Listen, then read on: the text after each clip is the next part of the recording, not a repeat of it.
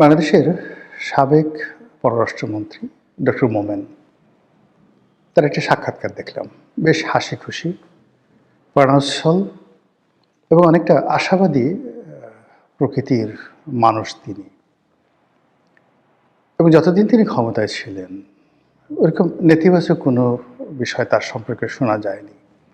ঘুষ, দুর্নীতি, মারামারি, কাটাকাটি, হানাহানি এ সকল বিষয়াদি তার ডিকশনারির মধ্যে নেই। সিলেটের মানুষ জনাব আবুল মাল্লা আব্দুল মহিদ সাহেবের ছোট ভাই। প্রথম জীবনে তিনি শিক্ষকতা করেছেন ঢাকা বিশ্ববিদ্যালয়, পরে বিভিন্ন আন্তর্জাতিক সংস্থায় চাকরি করেছেন। আপাতমস্তিক একজন নিরেট ভদ্রলোক মানুষ। তো যারা তাকে দেখেছেন দেখবেন যে তার মাথায় দীর্ঘদিন পর চুলা ছিল, এখন তিনি পুরো টাক মাথা করে ঘুরে বেড়ান, মুখে দাড়ি রেখেছেন। এবং তিনি যখন মন্ত্রী ছিলেন তখন যে তার চেহারা সুরত ছিল তার সাথে এখন তার চেহারা সুরত ভালো হয়েছে। বাংলাদেশে একসময় নামকরা সাংবাদিক সুলতানা রহমান, তার যে একটা পডকাস্ট রয়েছে সেখানে তিনি যে সাক্ষাৎকার দিয়েছেন, সেখানে তার বাংলাদেশে পালিয়ে থাকা, বাংলাদেশ থেকে যাওয়া, তারপরে নাপিত দিয়ে চুল কাটানো, দাড়ি রাখা, অসাধারণ চমৎকার করে তিনি সেই বিষয়গুলো বর্ণনা করেছেন। আমি সেই বিষয়গুলি নিয়ে কথা বলবো না। আমি যে বিষয়গুলি নিয়ে কথা বলবো সেটি হলো যে এই ভদ্রলোকের কথাবার্তার মধ্যে কোনো রকম মুনাফেকি নেই এবং এই কথাবার্তার মধ্যে রাজনীতির কোনো কৌশলতা বা কৌশলতা নেই। একেবারে তার বক্তব্যের মাধ্যমে আপনি বুঝতে পারবেন যে এই মুহূর্তে আওয়ামী লীগ আসলে কেমন আছে, তাদের চিন্তা চেতনা কী। অন্যান্য যারা ধরেন জাহাঙ্গীর কবির নানক আছেন বা অন্যান্য যে সকল নেতৃবৃন্দ রয়েছেন, বাহাউদ্দিন নাসিম, তাদের অলমোস্ট সব কথাগুলোই পলিটিক্যাল, রাজনীতির মার্ক আছে। কিন্তু মোমেন সাহেবের কথা আগে যেভাবে সোজা সাপটা ছিল, এখন আরও সহজ সরল বা সোজা সাপটা হয়ে গেছে। তিনি নিজেই বলছিলেন যে তিনি সহজ সরল প্রকৃতির মানুষ। তিনি বাংলাদেশে অনেক দিন পালিয়েছিলেন এই কারণে যে তার একটা আত্মবিশ্বাস ছিল যে যেহেতু তিনি কোনো অন্যায় করেননি, কর্মজীবনে কাউকে মারেননি, কারো বিরুদ্ধে একটা মামলা করেননি, কাজেই তিনি কেন পালাবেন। কিন্তু পরবর্তী তিনি যখন দেখলেন যে তার বিশ্বাসের সঙ্গে আসলে মিলছে না, অনেক কিছুই বাংলাদেশে ঘটছে যেখানে নিরপরাধ লোকগুলো মামলা মোকদ্দমায় ফেঁসে যাচ্ছেন, তখন তার স্ত্রী মহোদয়া তাকে যে প্রেশার ক্রিয়েট করলেন, বুদ্ধি দিলেন এবং সেই বুদ্ধি অনুযায়ী তিনি একেবারে পালাতে পেরে ভীষণ রকম আনন্দিত। তো যেটা আলোচনা করব আজকের এই ভিডিওতে, তিনি তার সেই সাক্ষাৎকারে একটি জায়গাতে বলেছেন যে ডক্টর মোহাম্মদ ইউনূসের উচিত খুব দ্রুত বাংলাদেশ থেকে চলে যাওয়া এবং একটি তত্ত্বাবধায়ক সরকারের হাতে ক্ষমতা দিয়ে। এই একটা ঘটনা। দ্বিতীয় ঘটনা তিনি বলেছেন যে এখন নির্বাচন হলে যে কোনোভাবে নির্বাচন হোক না কেন, সে নির্বাচনে আওয়ামী লীগ বিজয়ী হবে। আর আওয়ামী লীগ যদি বিজয়ী হয় তাহলে তো ডক্টর মোহাম্মদ ইউনূস যেতে পারবে না। আওয়ামী লীগের যারা লোকজন আছে তারা তাকে পিটুনি দেবে, ওই আগের মতো তারা তাকে পিটুনি দেবে। এই যে কথাগুলো, এই কথাগুলো নিয়ে মূলত আমার একটা যাকে বলা হয় নতুন ক্যালকুলেশন। সেটা হলো আওয়ামী লীগের যত লোকের কথাবার্তা আমি শুনেছি বা যত লোকের সঙ্গে আমার পরিচয় আছে, কথাবার্তা হয়েছে, একজন সিঙ্গেল লোক আমি পেলাম না যারা মানে গত 15 বছরের কোনো কর্মকাণ্ডের জন্য শেখ হাসিনাকে দায়ী করেন। কেউ নাই। তারা সবাই দায়ী করেন, যেমন সালমান এফ রহমানকে দায়ী করেন, আনিসুল হককে দায়ী করেন, ওবায়দুল কাদেরকে দায়ী করেন, অন্যান্য যারা দলের মধ্যে দুর্নীতি করেছেন তাদেরকে দায়ী করেন। কিন্তু শেখ হাসিনা, শেখ রেহানা, জয়, পুতুল তাদের সম্পর্কে একটা সিঙ্গেল শব্দ আজ পর্যন্ত কেউ করেননি। 2 নম্বর হলো যারা পালিয়েছেন, সব কিছু হারিয়েছেন, এটা নিয়ে তাদের কোনো আফসোস নেই। তারা খুব দ্রুত ফিরতে চান। আর এই ফেরার জন্য তারা এক বুক আশা নিয়ে বসে আছেন। আর তাদের যে মিনতি, তাদের যে আকুতি, সবই আওয়ামী লীগকে নিয়ে, সবই শেখ হাসিনাকে নিয়ে। দরকার হলে 10 বছর পরে থাকবেন। আমি অনেককে বলি যে আপনি তো 20 বছর আগে ফেরত আসতে পারবেন না। তখন বলে হয়তো মরেই যাব, 20 বছর তো বাঁচবো না। কিন্তু তাই বলে একবারও শেখ হাসিনাকে, বঙ্গবন্ধুকে, আওয়ামী লীগকে গালি দিয়েছে এরকম কোনো লোককে আমি এখন পর্যন্ত পাইনি। This is very significant. যারা আওয়ামী লীগের বিরুদ্ধে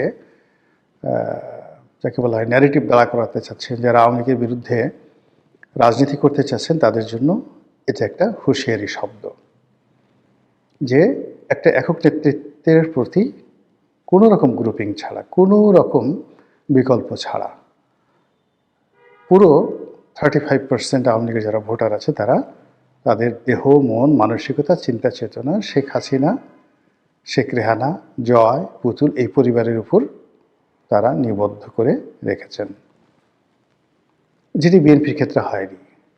বিএনপির বহু মানুষ যারা বেগম জিয়াকে ভালোবাসতেন, তারেক রহমান সাহেবকে ভালোবাসতেন না। যারা তারেক রহমান সাহেবকে ভালোবাসতেন তারা বেগম জিয়াকে বা তার লোকজনকে ভালোবাসতেন না। আবার তারেক রহমান সাহেবের সঙ্গে যাদের বনিবনা হতো না, তারা ক্ষমতার জন্য, পদ পদবীর জন্য সামনে থাকতেন বা আছেন, কিন্তু পেছনে পেছনে কটূক্তি করতে ছাড়তেন না। কিন্তু সেটা আওয়ামী লীগের লোকদের মধ্যে দেখা যাচ্ছে না। তারা কেউ বলছে না শেখ হাসিনা আমাদের ছেড়ে কেন পালালেন, তিনি তো বিদেশে হাজার হাজার কোটি, লক্ষ লক্ষ কোটি টাকা পাচার করে এখন পায়ের উপর পা তুলে দিল্লিতে রাজার মতো আছেন, আর আমরা ভিখারির মতো এখানে পড়ে আছি, মামলা খাচ্ছি, মোকদ্দমা খাচ্ছি, আরও কত কি বলতে পারতেন না? কেউ বলছেন না, সিঙ্গেল ওয়ান নেই। This is very very significant. Thirdly হলো যে শেখ হাসিনার দৃঢ়তা, আপনি এটিকে কনস্ট্যান্ট বলতে পারেন ইংরেজিতে, এবং কনসিস্টেন্সি, মানে তিনি যে কথাগুলো বলছেন সেই কথার উপরে তিনি স্থির আছেন, ফ্লাকচুয়েট করছেন না। আর যে কথাগুলো বলছেন ধারাবাহিকভাবে, কনসিস্টেন্সলি যেটিকে বলা হয়, ধারাবাহিকভাবে একই কথা বলে যাচ্ছেন। আমরা আশা করেছিলাম যে তিনি বিএনপির সঙ্গে একটা সমঝোতার চেষ্টা করবেন, তারেক রহমান সাহেবের সম্পর্কে ইতিবাচক কথাবার্তা বলবেন, কিন্তু যে না, ওই যে তারেক রহমান সাহেবের আম্মা মারা যাওয়ার পর তার প্রতি যে শোক জানিয়েছেন বা তার সঙ্গে কথা বলেছেন বলে আমরা যেটা শুনেছি ওই পর্যন্তই। কিন্তু এরপরে আবার তার যে রাজনীতির চিরাচরিত আক্রমণাত্মক ট্রেন্ড, সেই জায়গাটিতে তিনি আছেন। তারেক রহমান সাহেব ব্যাপক পরিবর্তন হয়েছেন, সুন্দর করে কথা বলছেন, শালীনভাবে কথা বলছেন, পরিমিত বোধ রাখছেন, কাউকে আক্রমণ করছেন না, কারো প্রতি কোনো অভিযোগ দায়ের করছেন না, কারো বিরুদ্ধে কোনো নেতিবাচক মন্তব্য করছেন না, তার মতো করে তিনি কাজ করে যাচ্ছেন। কিন্তু শেখ হাসিনা সেটা না। অর্থাৎ তারেক রহমান সাহেবকে যারা বিভিন্ন রকম নেতিবাচক আলাপ আলোচনা করতেন তার সম্পর্কে, তাদের বক্তব্য হলো যে তাদের নেতার ব্যাপক পরিবর্তন হয়েছে। কিন্তু শেখ হাসিনার একেবারে ঘোরতর শত্রু যারা আছে তারাও বলতে পারবেন না যে শেখ হাসিনা তার অতীত যে কর্মকাণ্ড বা চরিত্র বা তার যে ভাবমূর্তি, অভিব্যক্তি, কোনো জায়গা থেকে এক সুতা, 1 সেন্টিমিটার বা 1 মিলিমিটার তিনি মানে নিজেকে পরিবর্তন করেছেন। তিনি আগের মতোই আছেন। কারণটা কি? কারণটা হলো যে তার কাছে এখনও মনে হচ্ছে যে শি ওয়াজ রাইট, তাকে অন্যায়ভাবে হটানো হয়েছে। দ্বিতীয়ত, তিনি যে রাইট বা তিনি সঠিক পথে ছিলেন, কারণ হলো যে তার সরকার টানা 15টি বছর এই দেশটা পরিচালনা করছে, আর এই সরকার এত সব বুদ্ধিজীবী নিয়ে, এত সব দেশি বিদেশি বান্ধব নিয়ে, আমেরিকার সমর্থন নিয়ে 17 মাসে 17 বালতি পানি খাওয়ার পরেও কোনো কিছুতেই তারা কুল কিনারা পাচ্ছেন না। তো সেক্ষেত্রে শেখ হাসিনা এই জিনিসগুলো দেখে মনে হচ্ছে যে তিনি হয়তো রাইট আছেন। এই যে আমি এখানে যে শব্দটি ব্যবহার করেছি, শেখ হাসিনার মোনাজাত, মোনাজাত মানে ডিজায়ার, তিনি কি প্রতিজ্ঞা করেন, তিনি কি ডিজায়ার করেন, কি আশাবাদ ব্যক্ত করেন, কি প্রার্থনা করেন। মোনাজাত যদি আমরা প্রার্থনা ধরি, দ্য প্রেয়ার, তো সেক্ষেত্রে আপনি দেখবেন যে শেখ হাসিনার বক্তব্য হলো তিনি বাংলাদেশে আসবেন, নেতাকর্মীদের বলেছেন সবগুলোর তালিকা করে রাখো, এবং তিনি সবগুলোর বিরুদ্ধে প্রতিশোধ নেবেন। তার দৃঢ়তা এমনই যে তিনি নেতাকর্মীদের বলার চেষ্টা করছেন যে আমি অতীতে যা কিছু বলেছি প্রত্যেকটা জিনিস করে ছেড়েছি, ইনশাল্লাহ আগামী তো এই জিনিসগুলো আমি করে ছাড়ব।